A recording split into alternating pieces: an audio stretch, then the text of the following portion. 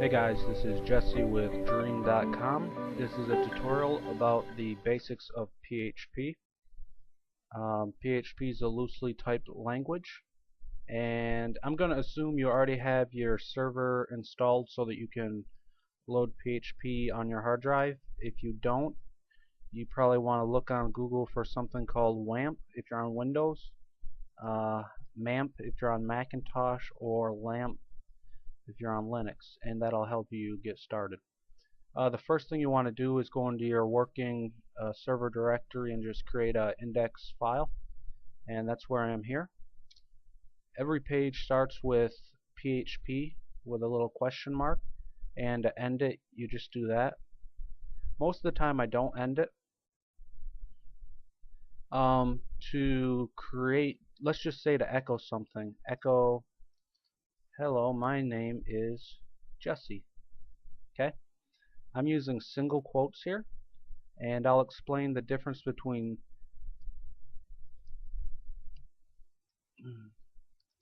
single and double quotes in a minute. So if we load this, hello, my name is Jesse. Okay, if you use double quotes, it'll still print the same thing, but let's say we want to make a variable, and all variables start with a $sign, and then let's just call it name, and name equals Jesse. Okay, now if I want to put this variable inside of this string right here, I can type name, and here's where you'll see the problem with the single quotes. See, it prints it literally, but if you use the double quotes, it will actually parse the value. Okay, hello, my name is Jesse. So most of the time you want to use single quotes unless you're wanting to parse a value. Another alternative you could do is, let's pretend these are back to single quotes. It's called concatenation. I don't know how to say it, but you just add a period. It's kind of like adding to a string. Hello, my name is Jesse. See, we forgot a space after the string here, so add a space there. There it is. And if you want to add on a little bit more, you just add another period.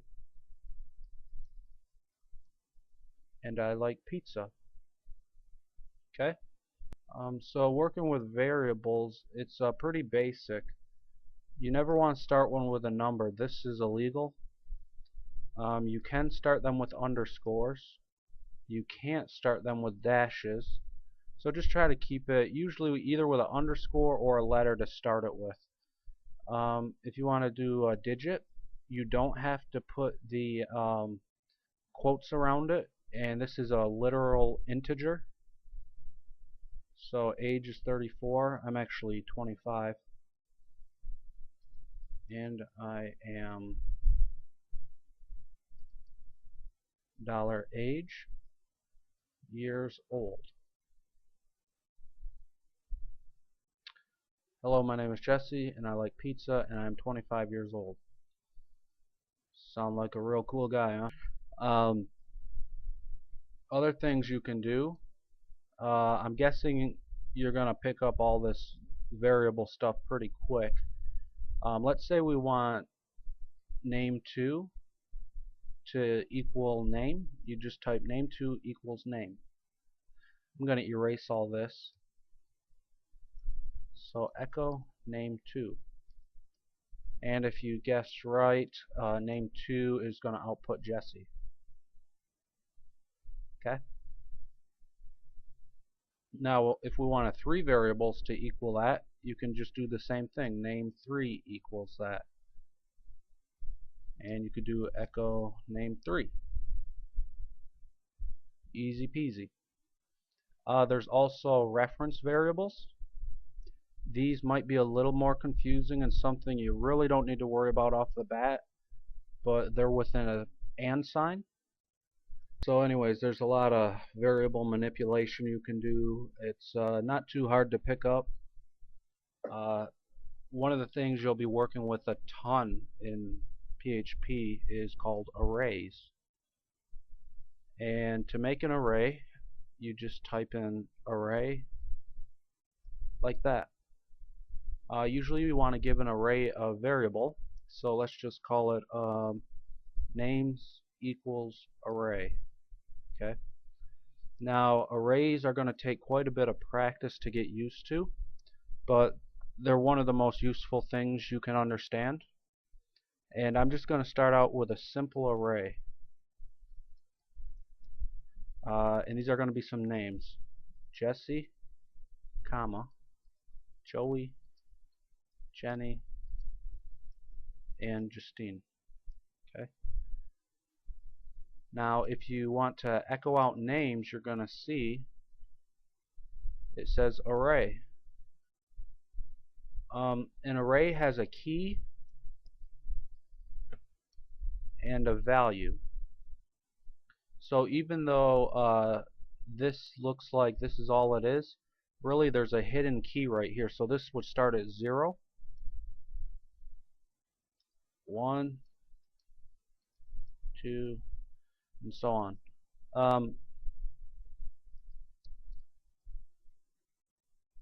So if I wanted to echo names in the very first slot, which is Jesse, you use these square brackets and you type 0, because names, arrays, they always start with 0, and refresh and you get Jesse. So it might look confusing that Justine looks like it's slot number 4, but that would actually be number 3, because you go 0, 1, 2, 3, and there's Justine. You can also do what are called associative arrays, okay? And those are arrays identified by a string like this, because normally it looks like this, like I just showed you. Now you can't have the same keys, so you're going to have to count these if you type them in manually. Same result. Associative arrays, they have a, for this slot here, it's a string. So I'll just call this oldest boy, or wait, youngest boy. This one's oldest boy. This one's oldest girl, and youngest girl. Okay. Now if you echo names 3, since this is an associative array, you're not going to get anything. So you would actually have to do names youngest girl, and that will give us Justine. Okay. You might say, well, why would I want to use an array? When you're dealing with like a lot of data, and you can also sort arrays, and they're like little pockets to store chunks of data in. Very useful. Probably one of the more important things you need to learn is to use arrays. If I put this back just to how it was, okay, and let's just echo names 2, and that should give us Jenny. Okay. Now you can do things like sort names, and that'll give us Joey. Why? Because it sorted it alphabetically, and as you can see, Jenny was slot 2, as you see 0, 1, 2. Since it sorted it alphabetically, Joey, the O comes after Jenny, so it really moved it to here. Okay. There's a lot of sorting things you can use, like K-sort and everything. But before this tutorial is over, let's do something kind of fun, so that it feels like you're not just learning about nothing. Let's make a form. So we're going to end our PHP tags. Type form action equals index.php, that's the name of this page, and method equals post. End your form tags, and let's make input type equals text, name equals, let's just call it name, and type name before that. And then let's make a submit button. Input type equals submit, value equals print name. Okay. So we have a little form here. You click this, it just refreshes the page right now. Let's have it do a post request. So we'll say post. And what do we want to post? We want to post whatever's in this text field, and we grab that by the name right here, and we called it name coincidentally. So post name. Okay. That's how we post data from a form. And we can just do echo post name test. And there it is. It's printed right at the top. Easy peasy. Now if you go back to your page, just index.php, see there's a problem because it's trying to post this right when you load the page. So a good way around that is to change the URL right here. Just add a little query string. And by doing that, you add a question mark, and let's just type in check. Okay.